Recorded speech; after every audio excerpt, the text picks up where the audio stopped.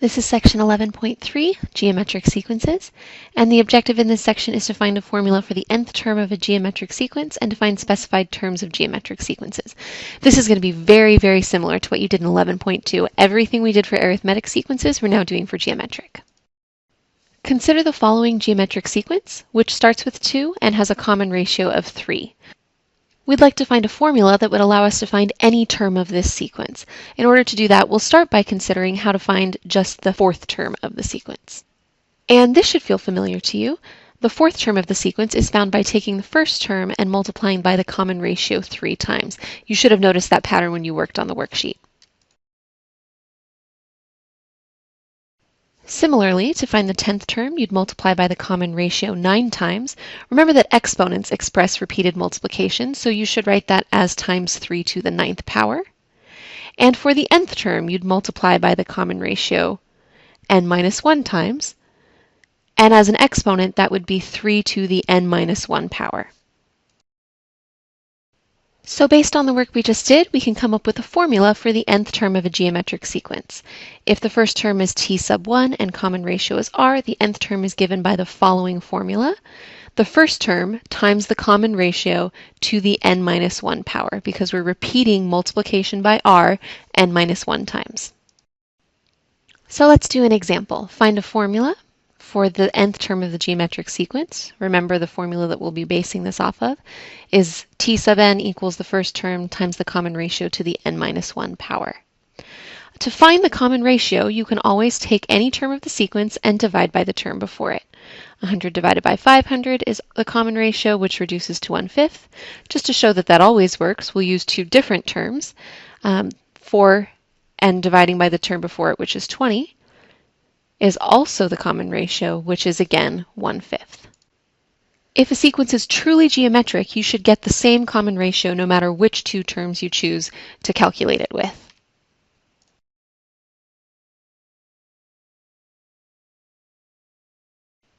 So from here, writing our formula is very simple. The nth term is equal to the first term, which is 500, times the common ratio of 1/5 to the n minus 1 power.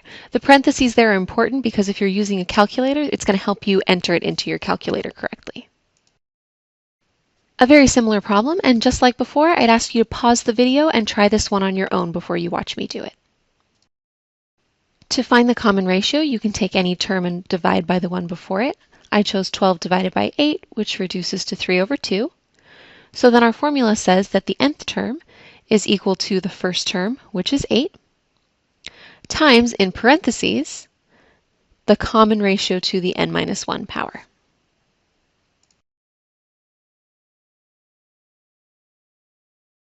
This problem is very similar. We'll start by finding a formula for the nth term of this sequence, but then we'll add on to that by using the formula to find the specified term, in this case the 8th term.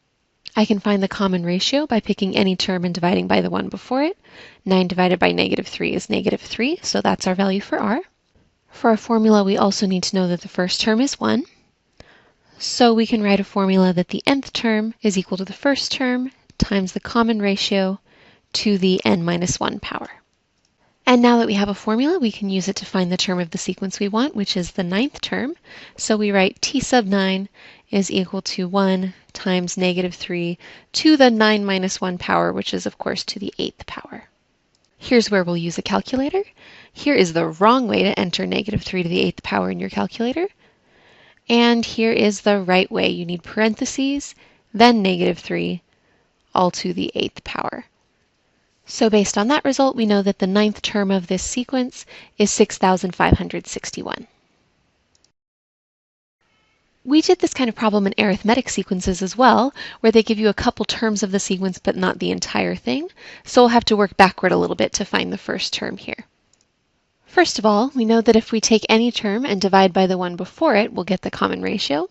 So the fourth term divided by the third term is 3. But in order to write a formula, we're also going to need the first term, t sub 1. So we'll have to solve for that somehow. And we'll solve for that using this equation. The nth term equals the first term times r to the n minus 1 power. We'll use the third term to solve for the first term. So I know that t sub 3 should fit this equation, with n equal to 3. And I know that the third term is 12, so I can plug that in for t sub 3, which means that 12 is equal to 9t sub 1, which means that the first term is 12 over 9, which reduces to 4 over 3. Now that we have both the common ratio and the first term, we can use those to write a formula for any term of this sequence. We know that the formula is that the nth term is equal to the first term, which is 4/3, times 3 to the n minus 1 power. And now we'll use that to find t sub 6. So the sixth term is equal to 4/3 times 3 to the 6 minus 1 power. And here's a good part to pull out your calculator. You'll do 4/3 in parentheses, multiplied by 3 to the 5th power. And we get 324, which means that the sixth term of this sequence is 324.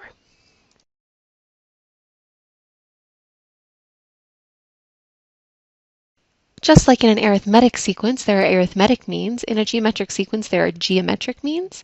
Any terms between two terms of a geometric sequence are geometric means. So in this example here, there are 3 geometric means between 1 and 16. And they have a common ratio of 2. So now we're going to find the geometric mean between these two terms. When it says the, that implies only one. That means we're going to insert one geometric mean. So that looks like this, negative 18, leave space for one geometric term, negative 36. That means that negative 18 times a common ratio times another common ratio is negative 36.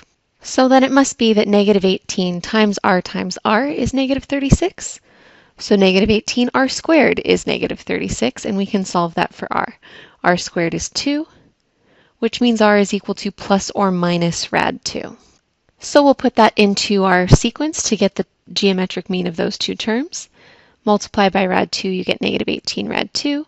And again, you get negative 36. We can verify that in the calculator. Negative 18, hit times the square root of 2.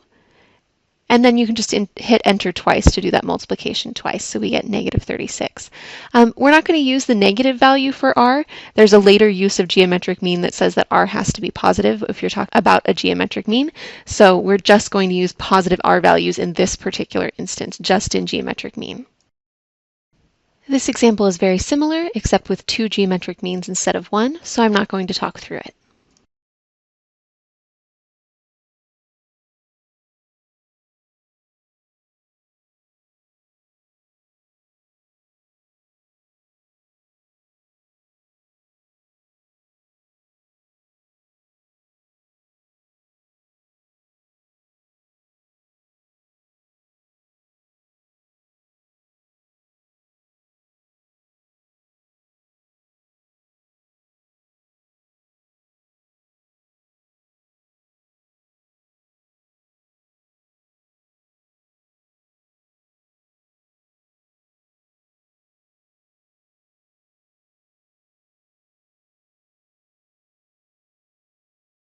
In this final example, we'll use all of our knowledge from Chapter 11 together to tell whether the sequence is arithmetic or geometric, and then to find a formula for the nth term. If you aren't sure if a sequence is arithmetic or geometric, trying some things on your calculator can be helpful. If it were arithmetic, I could take the first term and add something to it to get to the second term, which means that the second term minus the first term would be my common difference. So I'll find that on my calculator, 11/4 minus 11 over 2. And I get that that would be my common difference. If that is my common difference, I should be able to add it again and get the next term of the sequence. So let's try that. That answer plus a little typing error, 11 over 4, doesn't give me 11 over 8, it gives me 0. Since the next term of the sequence is not 0, clearly that common difference doesn't work, which means it's not arithmetic, because the same common difference would work every time. So we'll get rid of this, and instead check to see if it's geometric. You can take any term and divide by the one before it to get the common ratio. So we'll do that on our calculator. 11 over 4 divided by 11 over 2. Be really careful about those parentheses. And I get 0.5.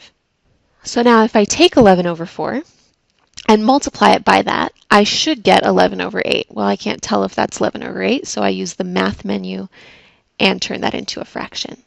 And I do get the next term. And if I take that and multiply by the common ratio, again turning into a fraction, I get the next term. So clearly this is geometric, and it has a common ratio of 1/2. And so I can put all that information together to write a formula for the geometric sequence. The nth term is equal to the first term times the common ratio to the n minus 1 power. And there's our formula.